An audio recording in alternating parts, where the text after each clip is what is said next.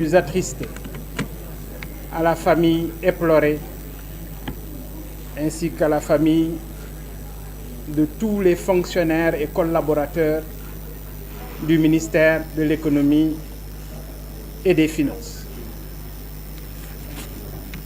Mesdames, Messieurs, après 12 jours de privation de liberté, je réaffirme ici mon engagement à œuvrer pour le développement de mon pays, d'où ma conviction. Il n'y a ni vainqueur ni vaincu dans le procès de mercredi dernier à Tambacounda. La justice a prouvé qu'elle reste le dernier rempart pour le respect de nos libertés individuelles, souvent menacées par des initiatives politiciennes. C'est à dénoncer, et telle une sentinelle, nous serons là pour combattre l'arbitraire incarné par ce revanchard de la scène politique et ses talibés. Il confond ses casquettes de Premier ministre et de chef de parti. Sa position actuelle lui permet d'accéder à des dossiers secrets classés, secrets d'État qu'il tente de manipuler dangereusement. Il en fut ainsi à Bakel, sur une route nationale sans jalonnement, comme nous avons l'habitude de le constater à l'occasion de chaque sortie du chef de l'État. Son ministre de l'Intérieur, Jean-Baptiste Tine, le patron de la gendarmerie, le général Martin Faye, et le procureur de Tamba, Aliou Dia, ont déployé toutes leurs énergies sur instruction de leur chef, pour appliquer une décision politique illégale en violation de la Constitution contre ma personne. Ils ont tous agi en vrais militants du parti PASTEF pour me mettre en prison. Le communiqué sanctionnant mon arrestation est truffé de contre-vérités. Et toutes les vidéos le prouvent. Je n'exclus pas d'ailleurs, avec mes avocats, de porter plainte contre la gendarmerie nationale.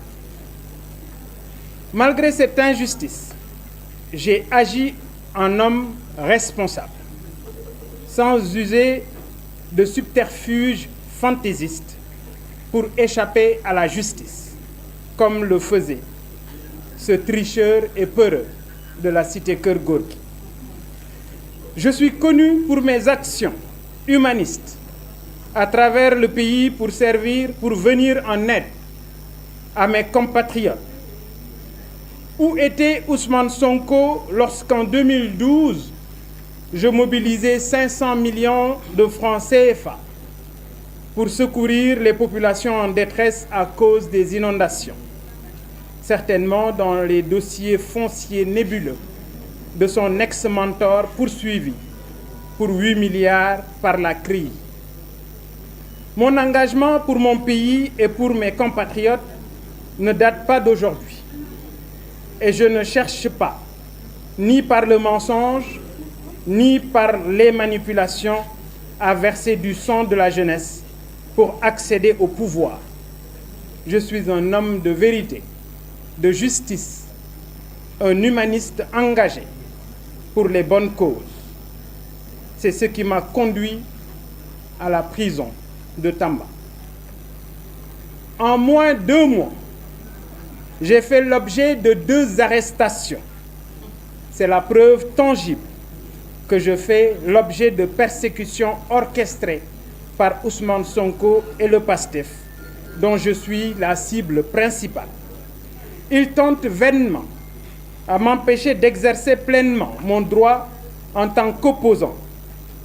J'ai été victime d'arrestations illégales, de détention arbitraire, d'interdiction de circuler librement dans mon propre pays. Les restrictions ou la restriction qui m'a été injustement imposée reposait sur la seule volonté de l'autorité politique et non sur la loi.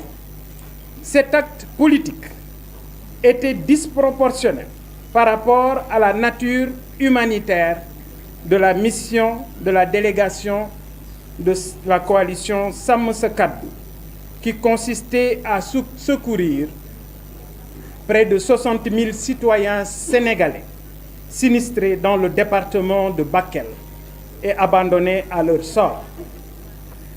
Le président de la République n'est jamais passé par cette route nationale.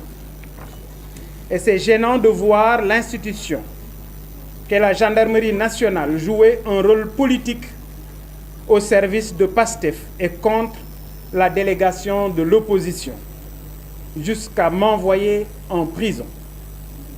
Par conséquent, j'ai instruit mes avocats de travailler en vue de saisir le Comité des droits de l'homme des Nations Unies, car les Sénégalais ne peuvent plus continuer à vivre sous le régime de la privation des libertés et de la violation des droits humains.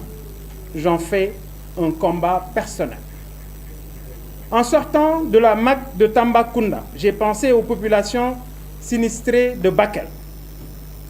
Je leur témoigne ma sympathie et ma solidarité. J'ai pensé à tous ces détenus, dépourvus de tout, à l'opposition pour préserver leur dignité.